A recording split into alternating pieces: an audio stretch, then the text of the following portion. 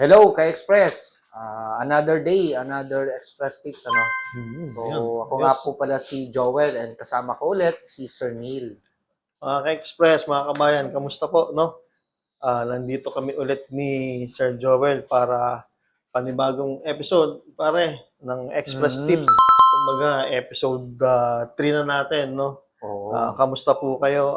Bali, ginagawa po namin itong video na ito para makapagbigay kami ulit ni Sir Joel ng mga very detailed information, no, mga kabayan, kung paano po mag-apply ng legit OFW loan application. Pare, ano bang pag-uusapan natin ngayon? Okay, for today, Hmm, ano lang naman, Sir, simple lang. Tatanong ko lang, ano ba yung no. mga steps sa pag-apply ng either seafarer, OFW, or J1 visa loan?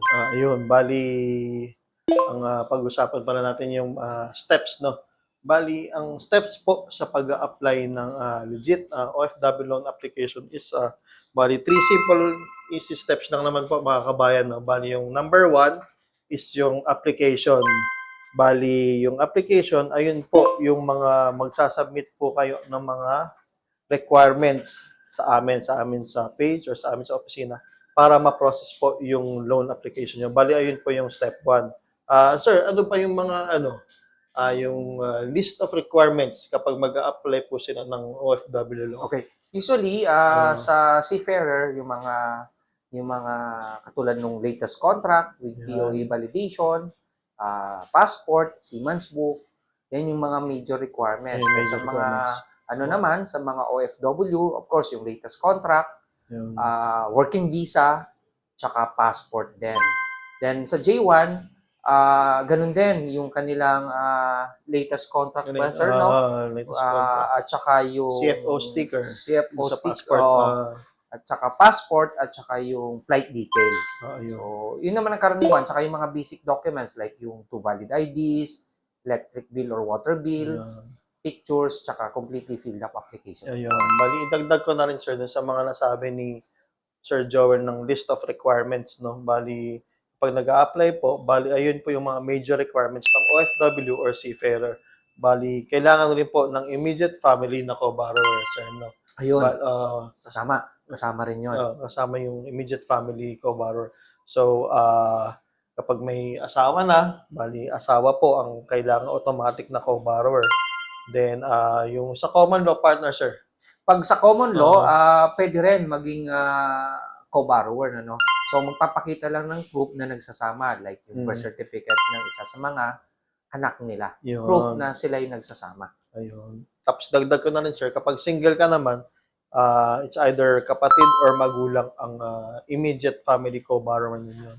Bali, ayun po yung nabanggit ni Sir Joel. Ayun po yung tamang list of requirements kapag nag-a-apply po ng OFW loan or Seaman's loan. Ngayon, kapag may nakausap po kayo, ang pinapapasa lang sa inyo isang passport, pare, or So, isang isang valid isang ID. valid ID, tapos mamaya-maya magulat ka, i-chat-chat ka, may approval ka na kagad, malamang sa malamang hindi po legit yun, no, sir? Yes, bukod doon, yung gumagamit sila ng Telegram. Oo, Wala, hindi yan. po tayo gumagamit noon. Mm. So, usually, ang ginagamit lang natin na na communication platform is Mm. yung Facebook Messenger, Mm. TikTok Messenger, TikTok din, meron din tayo, Oo. at saka yung Website, sir. website. Yan. Ayan. Yan yung tatlong nabanggit namin, yung mga gamit namin Channels. ginagamit namin channels para to communicate doon sa Kliyente. mga clients natin or customers. Tapos, bali step 1 yun, mga kabayan, yung application. Dagdag ko na rin, pwede po kayo mag-apply online sa amin sa Express Fund at pwede rin po kayo mag-walk-in sa aming opisina. No? So, bumisita lang po kayo, dalhin nyo po yung mga kailangang list of requirements, mapaprocess na po namin kayo. Bali, meron po kaming 3 branches dito sa Express Fund. Yung head office namin nandito sa Antipolo, tapos meron po kami sa Calao, and meron po kami sa Makati. Sabihin ko na yung address para mabisita nyo po kami dito. No? Sa Antipolo is we are located at Unit 303, third floor, One Circ Building, Antipolo, Rizal. Ang landmarks po namin is tapat ng Unsiano. Yung sa Kalaw naman, sir. Yung sa Calao naman, sir, Oo. doon tayo sa 4th floor, Kuchanco Building, Yan, oo. Calao Avenue, Ermita, Manila. So, ang landmark naman natin doon, isa tapat lang siya ng Jollibee. Yun, sa tapat ng Madali siyang Jollibee. hanapin, madali siyang makita. ah At tabi siya ng CTEC yung actually. Kahilera, no? Kailera, Kahilera oo. City.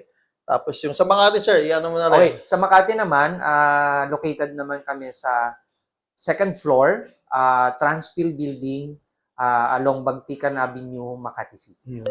Tapos So, yung landmark. ang landmark naman doon is sa tapat naman siya ng Metrobank. Yun, But tapat makikita mo along Bagtikan, yung pinakang building, yung pangalan is Transpil Transpil Building. House. So, madali lang din siyang hanapin. Nandun yun sa may corner siya, kumbaga may stoplight, no? Makikita Yes, mo oo. agad. Tama. Yun.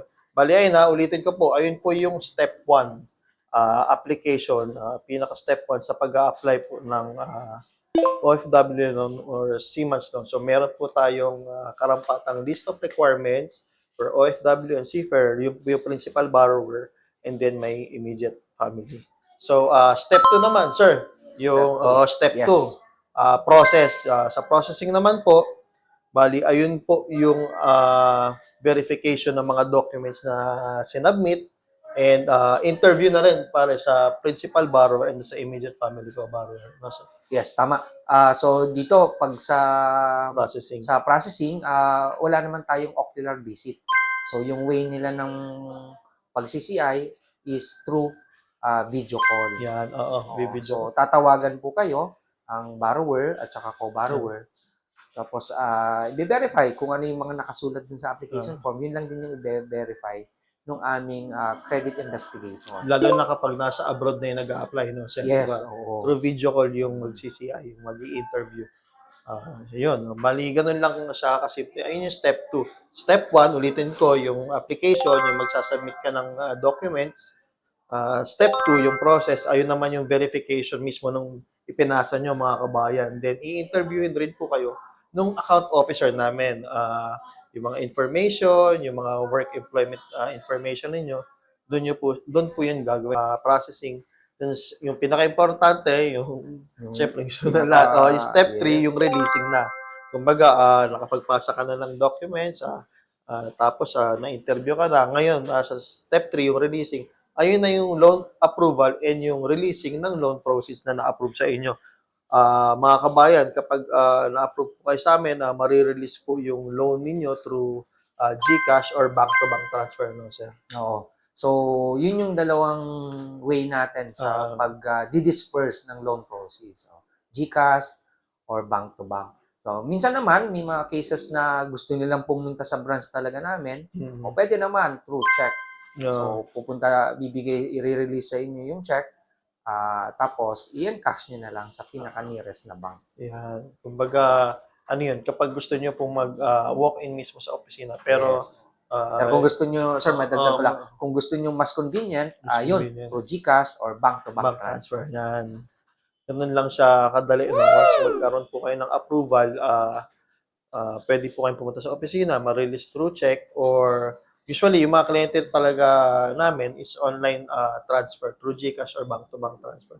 Idagdag ko na rin, sir, no, yung tayo, sa pagdating naman po sa payment, peso to peso payment kami. Then, ang kinaganda pa po, kapag nag-apply po kayo sa amin sa Express Fund, yung second month pa po yung start ng payment. No, sir? So, may 1 month grace period. So, yun yung kagandahan. Kunyari, na-release tayo ngayong April 10. So, ang first due date po natin is on or before June 10 pa. June 10 So, pa. ganun siya kaganda. Meron tayong grace period, ika nga. Yun na yung unang hulog niya. No? Bali, ika-second month siya, mga kabayan. Kung ngayon nga, sinabi ni Sir Joel, if April 10 na-release yung loan ninyo, bali June 10 yung first due date. No? Then, every 10th of the month, ayun na yung succeeding, nila. Yun yung pinakang due date mo. Due date mo, yung every 10th. No? Ganun lang siya kadali. Tapos sa payment naman, meron po kaming mga partners na na payment centers like Cebuana, Lumiere, pwede kayo mag-payment nun, GCash, Paymaya, ano pa ba, sir? Yung sa 7-Eleven, 7-Eleven, EasyPay, yan, pwede din po dyan. Pwede kayo So, magbayad. marami tayong options po sa pagbabayad. Kaya, kahit holiday, even Sundays, open po yung mga nabanggit namin. Yun. Madali siya, convenient. Very convenient, no? Tapos, sir, bali, kabayan, ulitin ko lang ha. Bali, ayun po yung 3 steps kung paano po kayo mag-a-apply. Number 1, application. Mag-submit po kayo ng document sa amin. Step 2, yung processing, yung verification of documents and interview po ng OFW and co-borrower. And step 3, yung releasing na. It's either ma-receive mo yung GCash, back-to-bank transfer, or check. Ganun lang kasi. Ganon sir. kasimple, Yun po oo. yung tamang proseso. No, yun po yung tamang proseso sa pag-a-apply ng OFW loan. Hindi yung kung may kausap kayo na pinagpasa kayo ng isang requirements, sasabihin sa inyo, magulat kami, malaki ka na kagad na approval, tapos marirelease ka agad, hindi po yun na legit kasi may tamang proseso sa may tamang pag-a-apply. proseso, tama. May sinusundan tayo. May dadagdag ka pa, sir? Oo, may dagdag ko na rin, sir, yung palagi ang tanong ng mga kababayan natin kung Oo. gaano ba katagal yung proseso. Oo. So, usually, sa experience po namin, basta't kumpleto po yung requirements, walang credit issues, madaling makontak ang lahat, nakukuha po natin ng one-day release. Yan, So, one day release.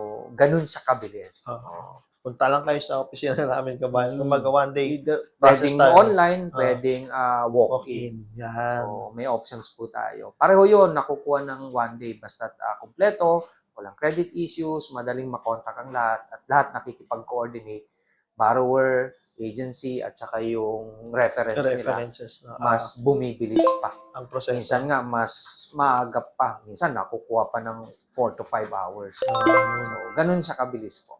Dagdag ko na rin, sir, no? Since napag-usapan natin yung process ng legit OFW loan application, mga kabayan, kapag may kausap po kayo, no, na kung ano-ano pa po yung pinapa-download sa inyo na app or kung ano-ano pa yung pinapa-download sa inyo mga kung ano-anong messenger, magduda na po kayo doon, no? Kasi dito sa amin sa Express Fund, direkta lang, no? Rektahan po yung pag-apply. Pumunta kayo sa opisina, may pages kami, may website. Yung official website po pala namin is www.expressfund.ph. So, kapag may kausap po kayo kung ano-ano pang pinapa-download na app, kung ano-ano pang pinapa-download na messenger, mag-ingat na po kayo doon. And idagdag ko na rin na kapag yung kausap ninyo, nagpapabayad po sa inyo or pinaglalabas kayo ng pera pagbayad ng processing fee, notarial fee, cash out fee bago ma-release ang loan, magduda na po kayo doon kasi hindi po legit yun. No, pare? Yes, tama pare. Kasi walang bayad ang pag-a-apply ng loan. Lagi po Yun. natin tandaan yun. Ano? In every application, sabi nga nila, kaya nga tayo naglo-loan, di ba? Para magkapera. Hindi para magbayad. So, wala pong bayad yung application form. Simula application form, process, hanggang releasing or disbursement ng loan proceeds po ninyo, wala pong bayad. Wow! Bali, magbabayad lang po kayo kapag nakuha nyo na po yung loan proceeds and first due date nyo na. Doon lang kayo maglalabas ng pera kasi magbabayad na kayo. Pero yung sasabihin sa inyo, may approval na po kayo, pero kailangan nyo pong bayaran po itong fee na ito bago ma-release ang loan. Wag po kayong maniniwala doon. Mag-ingat na po kayo. I-block nyo na po yung message ninyong yan kasi hindi po yun legit. Kaya ginagawa namin tong video na to from Express Fund para maipaliwanag and mabigay po sa inyo yung tamang information kung paano po talaga kayo mag-a-apply ng legit OFW loan application.